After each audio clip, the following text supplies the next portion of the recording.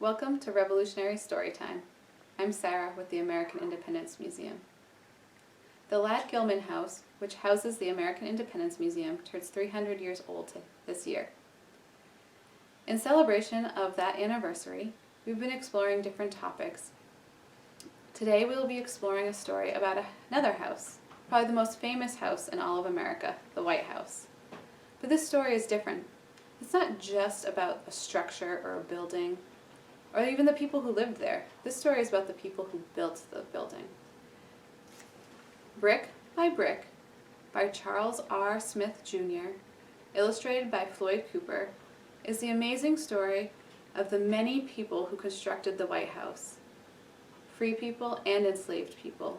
So join us as we take a journey back in time and discover whose hands built the White House.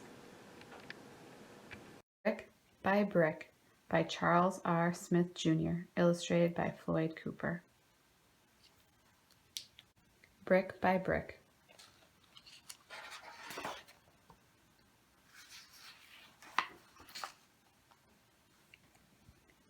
Under a hazy, hot summer sky, many hands worked together as one.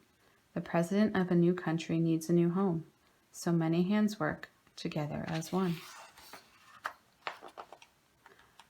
Black hands, white hands, free hands, slave hands. Slave hands dig, saw, and break stone, laying the foundation for the president's home. Rented as property, slave hands labor as diggers of stone, sawyers, and bricklayers. Diggers swing axes to break up stone, laying the foundation for the president's home. Jerry, Jess, Charles, Len, Dick, Bill, Harry, Jim. Slave hands swing axes 12 hours a day, but slave owners take slaves' hands' pay. Slave hands sweat under a bright sun. Slave hands toil until each day is done. Chiseling, carving, and transporting stone. Slave hands ache, dark skin to white bone. Slave hands blister under a bright hazy sun. Slave hands toil until each day is done. Sawyers saw blades through logs of oak wood, 7 days a week where a forest once stood. Alec, Ben, William, Moses, Simon, Peter, Frank, Thomas. Up, down, push, pull. 2 men per pit saw spraying sawdust until slave hands are raw. Slave hands saw 12 hours a day, but slave owners take slave hands' pay. Slave hands bleed under a hot hazy sun. Slave hands toil until each day is done.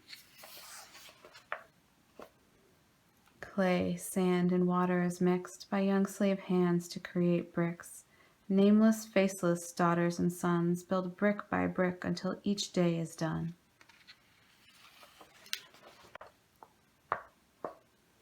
Oyster shells mixed with rock, lime, and sand become mortar for bricks spread by slave hands.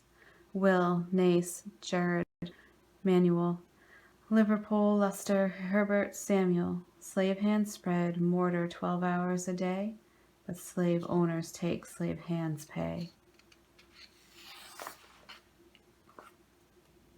Slave hands crack under hot hazy sun. Slave hands toil until each day is done. Slave hands learn new trade skills, using chisels, saws, hammers, and drills. Skilled hands earn 1 shilling per day, reaching slave hands closer to freedom with pay. Brick by brick, slave hands build. Day by day, slave hands gain skill. Month by month, slave hands toil, planting seeds of freedom in fertile soil. Freedom has a price in a land of liberty, so slave hands toil to no longer be property.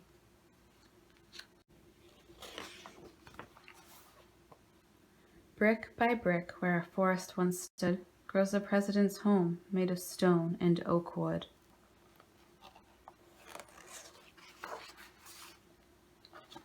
Slave hands build and slave hands save, shillings to be free and no longer a slave. Slave hands count shillings with worn fingertips and purchase freedom earned, brick by brick.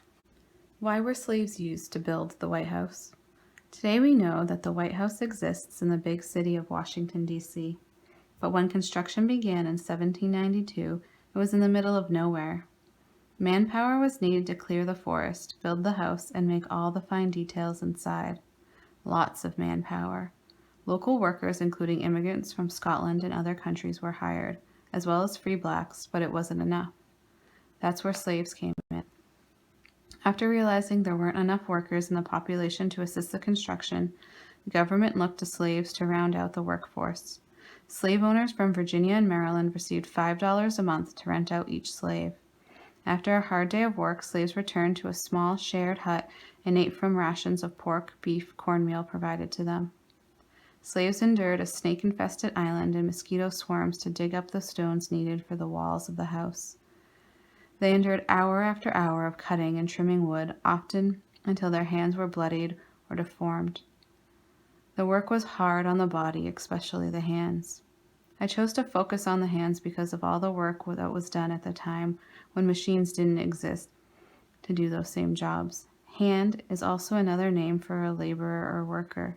Thus, many slaves were needed to turn wooded forests into a country's most famous address. As the house began to be completed on the outside, skilled workers were needed to finish the inside. Skilled craftsmen from other countries taught the slaves trades such as cabinet making and carpentry. These skills allowed the slaves a chance to earn money and eventually pay for their freedom. Unfortunately, the original White House was burned down by the British on the night of August 24, 1814, during the most dramatic episode of the War of 1812. It was later rebuilt and restored to its original condition and stands as a reminder to the contribution made by slaves who worked toward freedom, brick by brick.